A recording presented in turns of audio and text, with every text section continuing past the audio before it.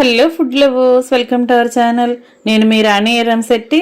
Friends, ఈరోజు snacks recipe చేసి చూద్దాం. దానికోసం కావాల్సిన పదార్థాలన్నీ చాలా తక్కువ అండి.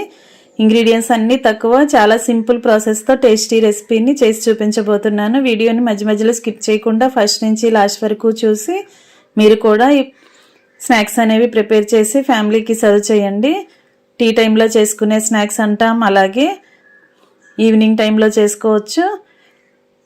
ఎప్పుడైనా కూడా 10 నిమిషాల్లో చేసి పిల్లలకి ఫ్యామిలీకి పెట్టొచ్చండి.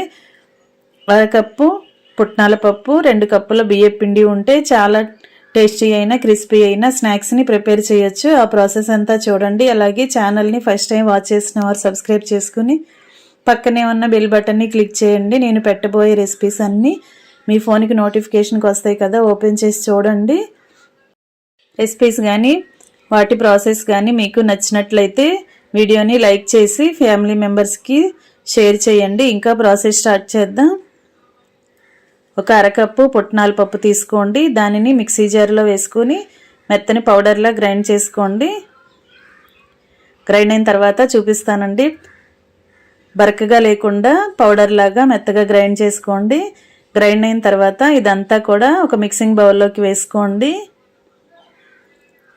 ఇప్పుడు ఏ కప్పుతో పుట్నాల పప్పు తీసుకున్నామో అదే కప్పుతో 2 కప్పుల బియ్యం పిండి తీసుకోండి. పొడి బియ్యం పిండి అండి. దీనిలోకి 1/2 టీ స్పూన్ పసుపు వేసుకోండి. టేస్ట్కి సరిపడా సాల్ట్ వేసుకోండి.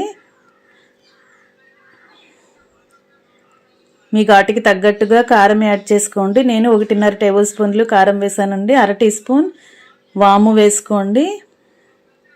ఇవన్నీ కూడా పిండిలో కలిసే వరకు బాగా కలుపుకోండి. స్పూన్తో బాగా కలుపుకున్న తర్వాత 2 టేబుల్ స్పూన్లు ఆయిల్ని స్టవ్ మీద పెట్టుకుని బాగా వేడి చేసుకోండి. ఇలా వేడివేడిగా ఉన్న ఆయిల్ని పిండిలో వేసుకుని స్పూన్తో కొంచెం సేపు బాగా కలుపుకోండి. తర్వాత స్పూన్ పక్కన పెట్టేసుకుని చేత్తోనే పిండిని రఫ్ చేస్తున్నట్లుగా కలిపినట్లయితే ఆయిల్ అంతా కూడా పిండికి బాగా పడుతుందండి. ఆయిల్ అంతా పిండికి పట్టించిన తర్వాత కొంచెం కొంచెంగా వాటర్ పోసుకుంటూ పిండిని చపాతీ పిండిలాగా కలుపుకోండి. మరీ గట్టిగా కాకుండా కొంచెం మెత్తగానే కలుపుకోండి. వాటర్ అనేవి ఒకేసారి ఎక్కువగా పోయకుండా కొంచెం కొంచెంగా పోసుకుంటూ కలుపుకోండి. ఇలా పిండి ముద్ద రెడీ చేసుకోండి.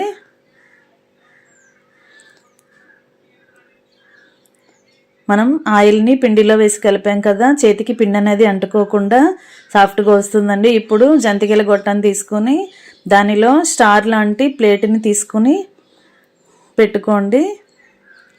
ఇలా 1 హోల్ ఉన్న ప్లేట్ని తీసుకుని చేసి చూపించబోతున్నానండి. మీరు కూడా ఇలాంటి ప్లేట్ని తీసుకోండి.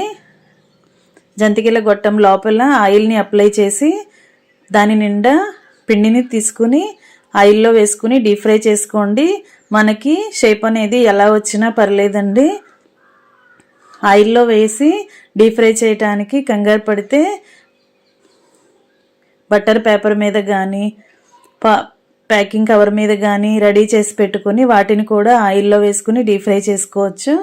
మొత్తం ఫ్రై అయిన తర్వాత 2 వైపులా కరెక్ట్గా ఫ్రై చేసుకుని కలుపుకుని పెట్టుకున్న పిండి అంతా కూడా రెడీ అయిన తర్వాత అవన్నీ కూడా ప్లేట్లో వేసుకుని ఇలా నేను చూపించే విధంగా చిన్న చిన్న ముక్కలుగా విరుపుకోండి. ఇలా అన్నిటినీ ప్లేట్లో వేసుకుని బ్రేక్ చేసుకుని వేసుకోండి. ఇప్పుడు ఆయిల్లో ఫ్రై చేసుకున్న కరివేపాకుని కూడా తీసుకుని అలా వాటిపైన వేసుకోండి. ఇంకా రెడీ అయిపోయండి ఎంతో టేస్టీగా ఉండే పుట్నాల కారపూస.